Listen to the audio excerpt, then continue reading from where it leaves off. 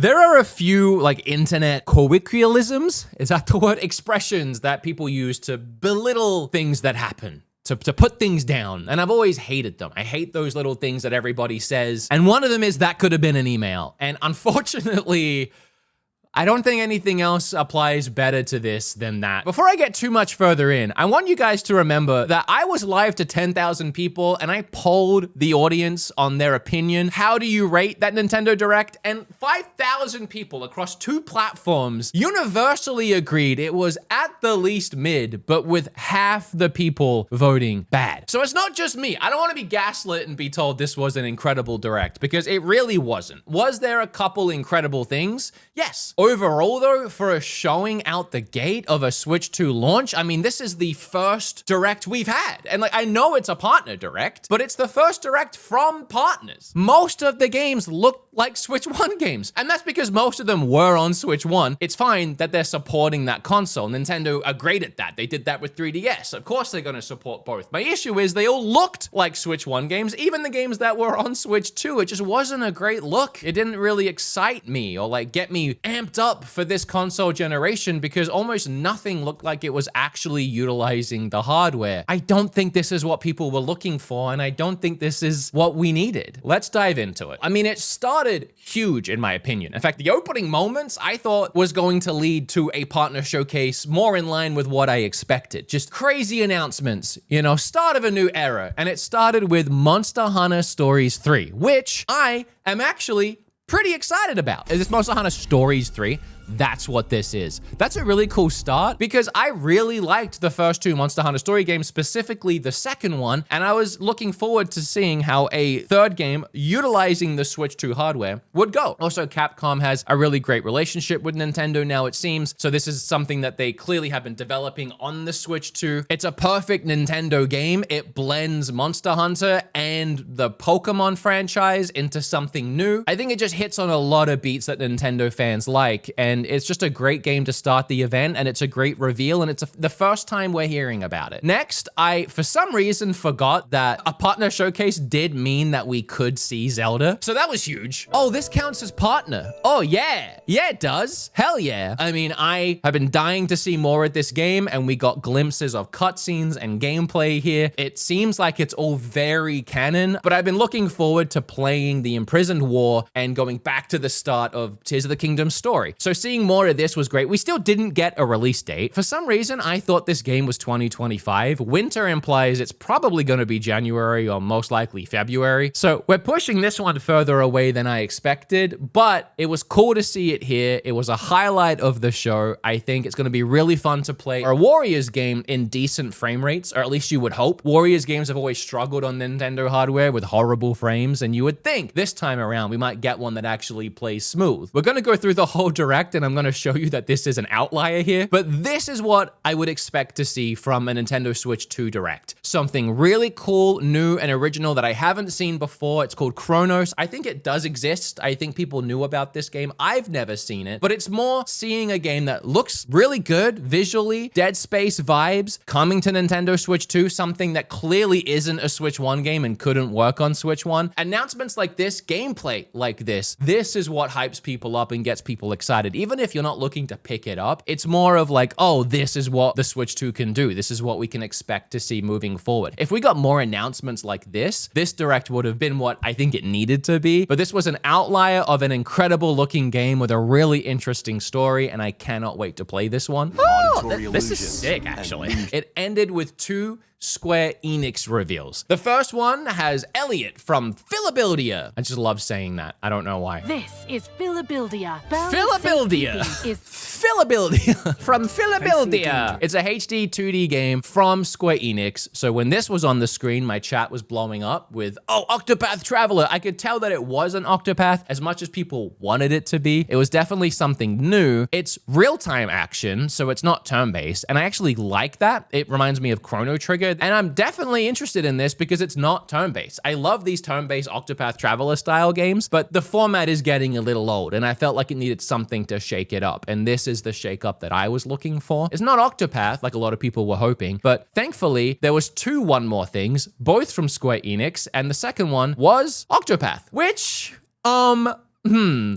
okay, really exciting. It's Octopath Zero. Or I always remember Octopath as the first big third-party game from Square Enix or from anybody at the time that was supporting the Switch 1 with a brand new IP. It wasn't just porting a game over. Square was like, we're gonna make a whole game for the console, and it's called Octopath. So I feel very loyal to these series, and I love seeing a new one here. I will say the wind was taken out of its sails just a little bit when you're told there's 2 more things to go, and they both look the same. You know, if you didn't really vibe with the first one and you were like, okay, well, there's 1 more, and then you get 1 more of the same, that's, I don't want to say a slap in the face, but it's definitely not what a lot of people were hoping for. Is this the same game, or is this another game? That said, I feel bad saying that because getting Octopath Zero revealed at the end of this is still pretty big. But those were the biggest things from the Direct, and all of those are really good. And if you look at just those, it's hard to think how this could go wrong. Not that it went wrong, but let's skim through the rest. So right after Monster Hunter, it told us that there were going to be games on Switch 1 and Switch 2, and to look out for the badges when we see them. And that makes sense, sure. So games will be on Switch 1 and Switch 2. First up, the first thing we see after that Monster Hunter is Katamari, a brand new Katamari game. And I'm here for it. I mean, I love Katamari. We got a lot of remasters, so getting a new one is really cool. It is obvious that they've made a new game in the engine of the remasters, and they have not, you know, made a new game. They haven't made a whole new game. And because of that, it very much looks like a Switch 1 game, and it is. It's not that they didn't list Switch 2 at all, and it does seem to be playing in 30 frames. You know, this is what I mean where, like,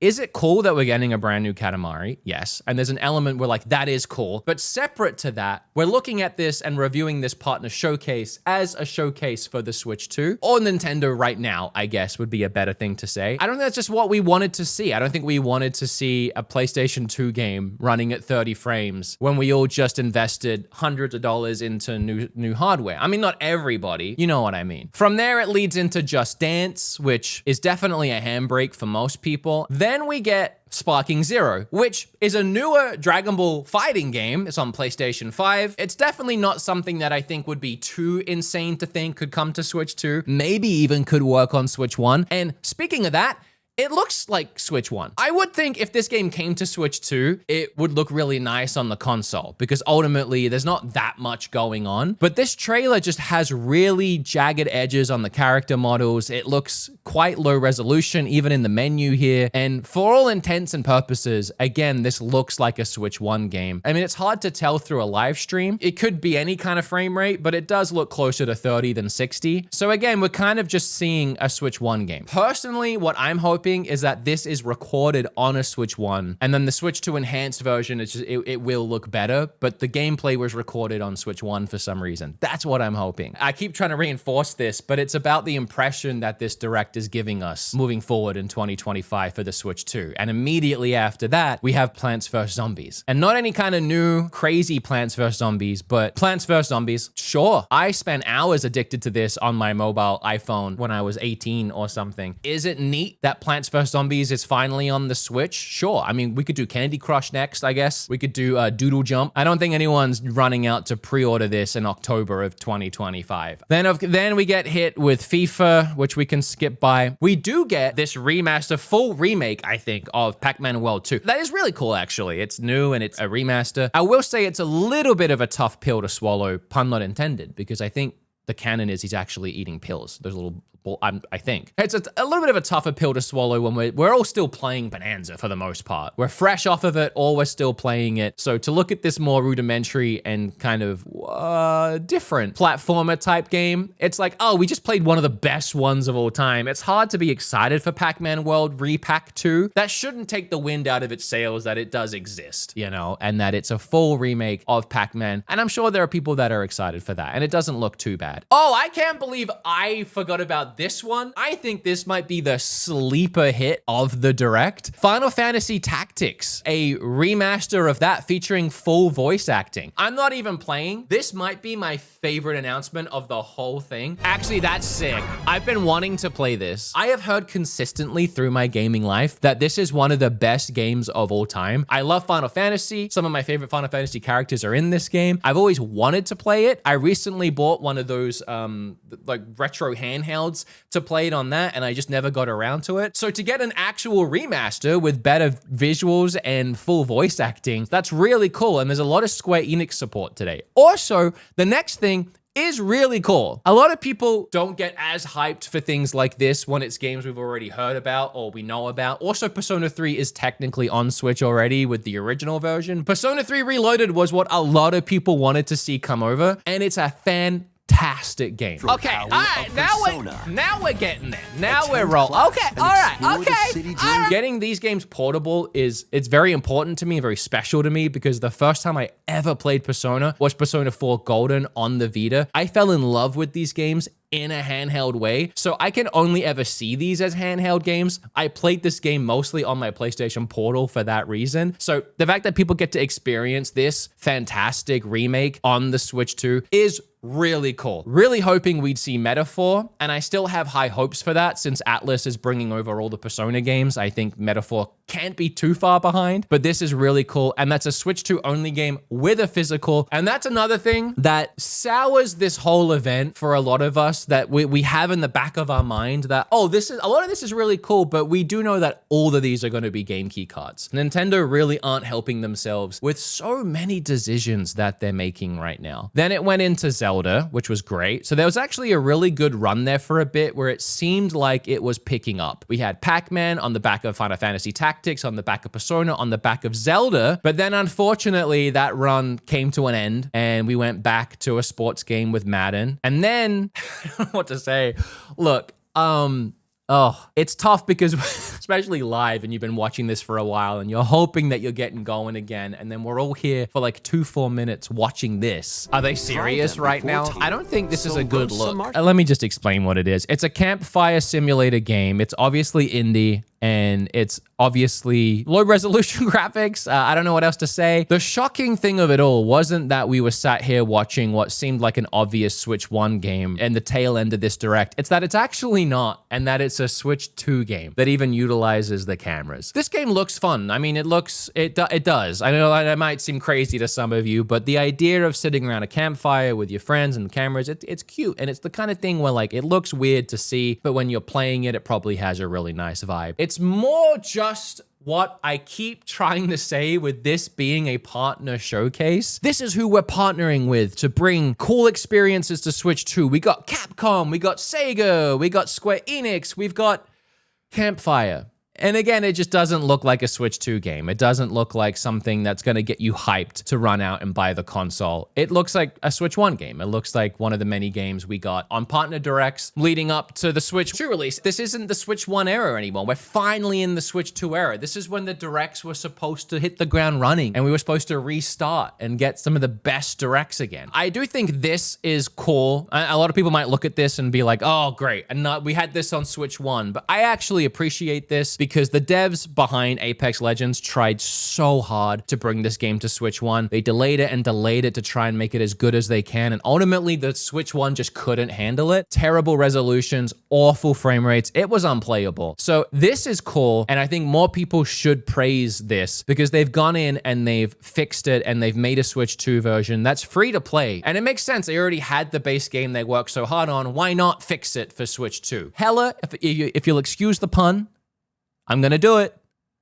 Looked hella fun. I actually like this one. Visually, again, I know it's not like a groundbreaking visual style, but it is something that with all the foliage and everything, it looks like something that could only run on Switch 2. And again, whether or not you think this game looks good, more games like this is what this showcase needed. To be a showcase. It's kitschy, it's cutesy, it's fun. I think Kim and I will have a good time with that one. That one's good. Showcasing Star Wars Outlaws is good. I think people give this a bad rap because obviously it bombed and there was a lot that went on with this game and people don't like this game, but it did get 75 on Metacritic. It's not the worst game of all time. I think a game like this, a big open world game, is more digestible in a portable format where you can kind of grind out missions handheld while watching TV rather than being forced to sit down and play a kind of average game locked into one screen. I think the handheld mode is going to help this game quite a lot. It does look like a pretty impressive port. I mean, it's a Ubisoft game and they're all very visually impressive. impressive to say the least about Ubisoft, and they found a way to make it work on Switch 2, and I think it looks pretty good. Then we saw more Yakuzas are coming to the Switch 2, and I'll take them all. Put the entire Yakuza library on the Switch, I'll take it. Then we got a sizzle reel of a bunch of games, including the game where you play as a baby, Romancing Saga 2, some DLC for Hello Kitty, which apparently is only coming to Switch 1. There is no Switch 2 version of this game. It's kind of a shame to not get that announced here, but the Switch 2 does run this game better. It plays it way smoother and it looks better. Maybe they're just relying on that, but this is the Switch 1 version of the game, and I'm about to lose Kim to more Hello Kitty content. Another look at Borderlands 4, which I am looking forward to, but then we go into the Square Enix stuff. Every time I watch one of these and it's not great, and then everyone's like, oh, that sucked, it was so mid, it was so bad, and I agree with you. While watching it, the experience of watching it linear from start to finish was not super enjoyable, and I kept waiting for something that I enjoyed, and everything I was seeing wasn't really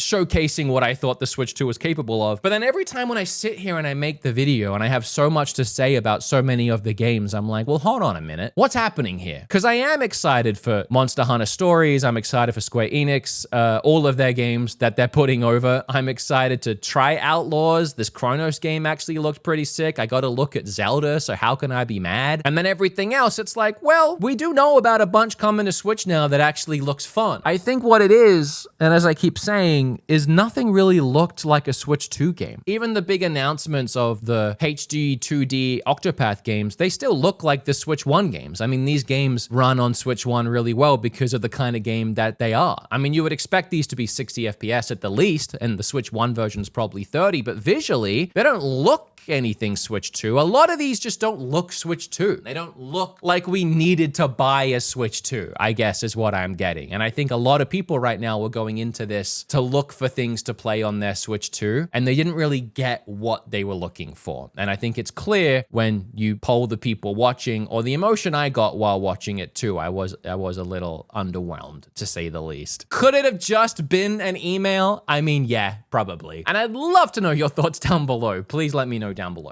what you thought of the Direct, what you're most excited for, and don't let it take away for the actual highlights. Final Fantasy Tactics, I am so excited for that. That is sick. It's not a Direct maker, but it's definitely a day maker for me. I'm excited for that. I'll be live with my podcast today, Nintendo Podcast, where I'll break down this Direct in more detail and we can go over more thoughts once it's sat for several hours. And my plan is to put up another video today, which I really want to, and I'm hoping that I do, a couple hours after this one, that is related to all of this Direct stuff and a lot of questions a lot of you might have had about me and this Direct, and I'm terrified. But but that's happening, and I hope it's happening today, so look out for that.